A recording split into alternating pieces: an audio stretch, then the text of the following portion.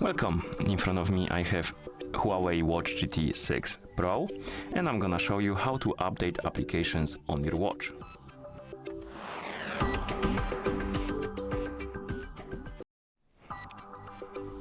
Before we start, if you want to update applications on your watch needs to be paired with your phone via the HUAWEI Health application, and once the devices are paired together, we can continue and we can open the HUAWEI Health application on the phone that is paired with our watch.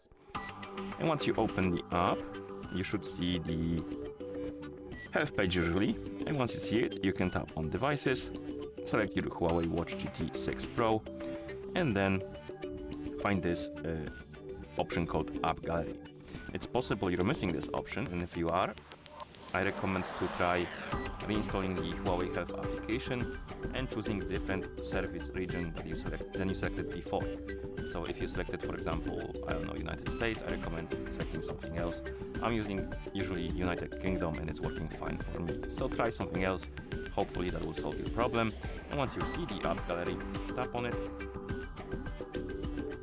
And here, tap on Manager. And right here we have the updates category, and as you can see we have one update available, and to update the application simply tap on the update button and wait.